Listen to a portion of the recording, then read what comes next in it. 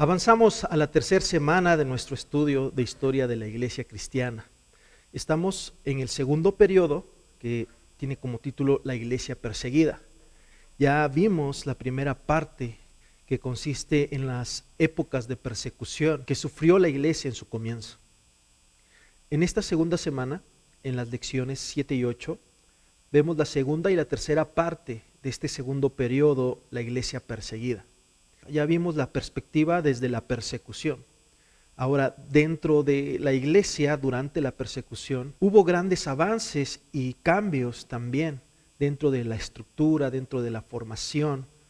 Entonces, en estas lecciones veremos cómo es que se formó, de cierta manera, las jerarquías que existieron en ese tiempo en la iglesia cristiana, después se pasaron a la iglesia católica y después de la reforma, algunas de esas estructuras se conservaron dentro de la iglesia protestante.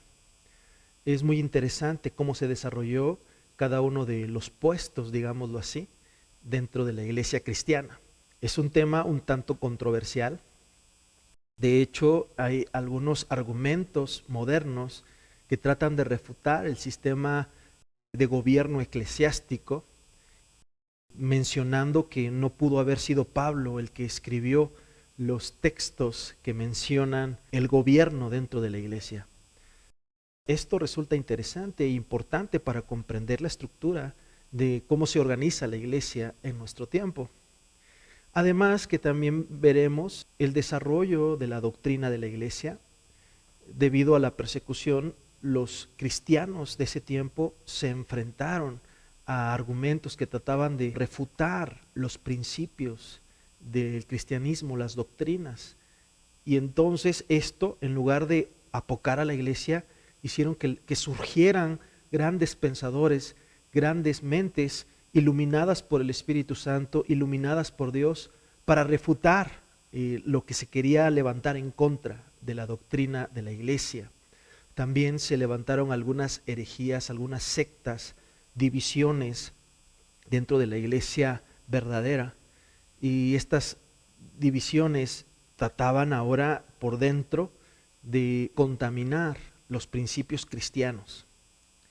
Resulta interesante el surgimiento de la apología y los apologistas, que fueron personas que se encargaron de refutar las herejías, las difamaciones que las personas sin Cristo, los filósofos, trataban de argumentar en contra de la doctrina cristiana.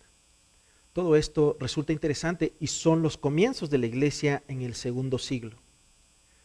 En la última lección, la lección 9, veremos cómo la iglesia pasa de ser perseguida a llegar a estar en el gobierno, a ser la iglesia mundial. Por eso es que se toma el nombre católico.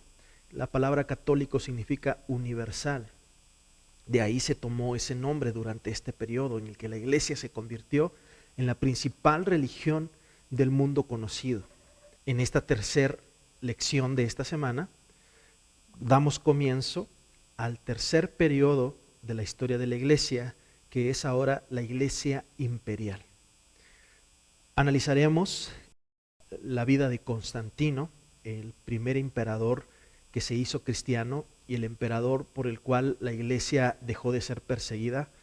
Veremos cómo llegó él a tomar el poder y también las consecuencias positivas como negativas que esto trajo a la historia de la iglesia. Algunas personas, por querer tener puestos más altos, decían que eran cristianas, pero en realidad no habían dejado su paganismo.